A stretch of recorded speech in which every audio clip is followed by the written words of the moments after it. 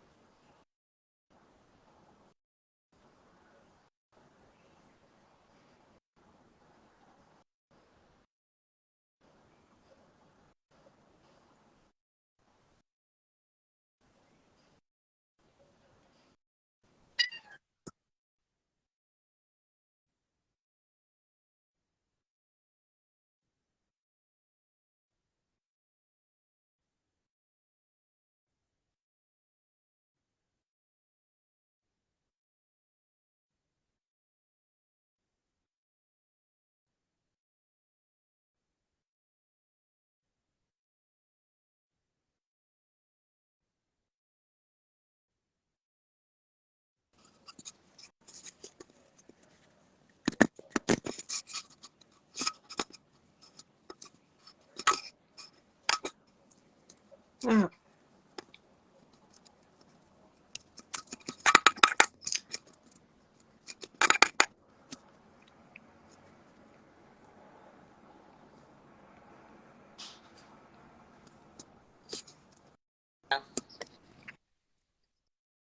all right. Sorry. It said you couldn't join like 3 times. I kept didn't see hitting. the request. Okay. Anyway. Could have been internet. Who knows? Okay. Anyways, No problem. hello. My camera's off a little, but oh well, I'll just leave it. Welcome everyone. We are back. It's spring market, and as many people tend to think that the spring market doesn't start till April or May, it actually starts before we declare spring on the calendar. It kind of starts back in February, depending on whether we sort of guide our clients, and we've had some wicked snow. So I'm fingers crossed, no more snow, but we do live in Toronto and you never know. So, but welcome to the spring market. Welcome back to TGG Live, Icons of Real Estate. We've got an awesome couple months lined up for you guys. We're going to, next week, we have Estee Zacks from Strategic Mortgage Solutions. Nope, I got that wrong. Uh-oh. Anyway, she'll correct me. Mortgage broker. Yes, one of our preferred mortgage brokers. And it should be an excellent episode next week because, as many of you know, the rates went down the tiniest bit. So let's sort of chat about this a little bit, and then I'll sort of share with everybody what sort of lined up for the next couple months where we're going with things. So I think that the spring market, and with the help of the mortgage companies, are saying that they're going to slowly, hopefully, bring down the rates, and that's going to spur everybody on. But as we know, that the prices have come down, and whether your prices go down, your mortgage rate goes up, whether it's the same that you're paying if the prices are high and your mortgage rate is low. You wind up paying almost the same amount of money. But, sorry. Oh, go ahead. I was going to say there's another point to that too, in that if your monthlies are the same, the bonus of paying a little bit less now as a buyer, which is what is starting with multiple offers again in some areas, in some price points. So I just want to be clear on that. But that goes back to our supply and demand also. But people are definitely coming to market because here's the thing. If you were to buy a house for $1 million, let's say, and you know, a year or two ago, it could have cost you 1.5 because of the competition of buyers, for one thing, and then also because the prices were higher. Well, your money down on your mortgage is going to have to be higher. So you either are paying more down because your number that you're purchasing is lower, or you can take that extra money that you had for money down and you can put it into some type of other investment outside of the real estate and let it grow. And you're away to the games, basically. Is that the way they say it? Away to the games? Something like that. Anyways. To the races. Races. I knew it was wrong.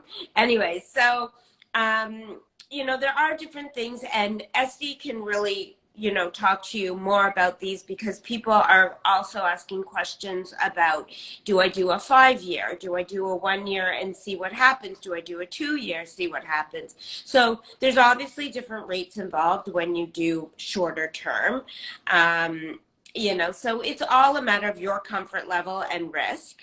And that's something that you definitely need to go over your numbers very specifically with a professional such as Estee.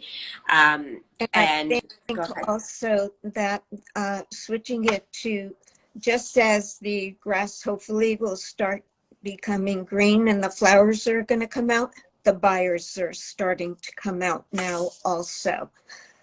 So we're seeing a lot of showings. The spring break, there was a little bit of a downturn, but the numbers are starting to come back and people are definitely out there looking. There's a lot more open houses as well for the public because people are not being as protective as they were. They're cautious, but they're not as protective as they were when it was COVID time. So we're trying to get back to a bit more of normalcy, whatever normal And I also just touching upon the spring, just as I mentioned when we first came on, the spring market really can start as early as February, especially in certain neighborhoods, depending, and that's based on who's buying in the area typically.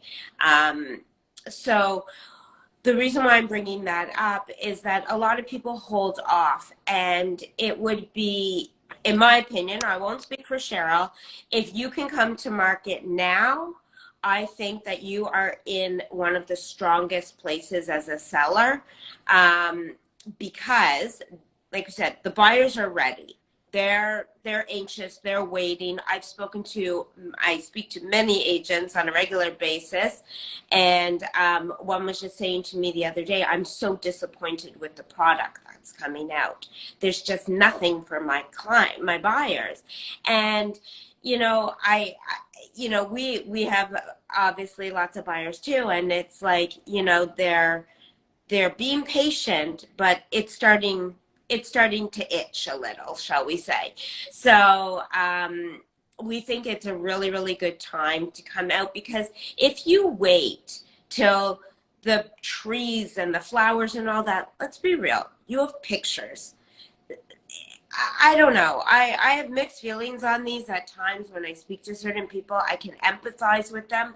But honestly, I think that supply and the huge demand that's going on right now outweighs them seeing your flowers and your pool and whatnot. Just my opinion, but everybody likes to see things looking pretty and in full bloom and everything.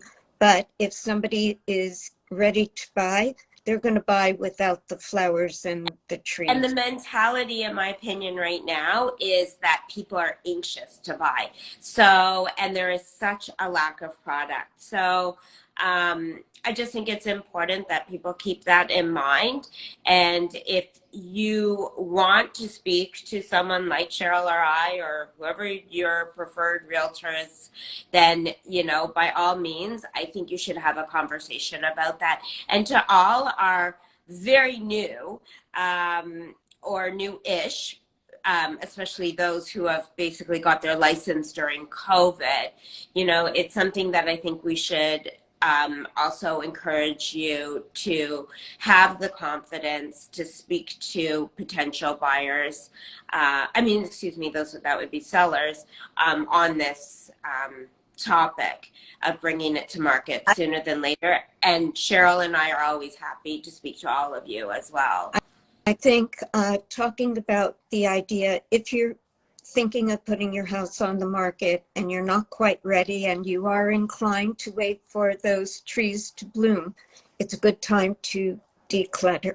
Start clearing out things that you really don't need. We all have cupboards overflowing and we have to get them organized. So it's a good time to start decluttering.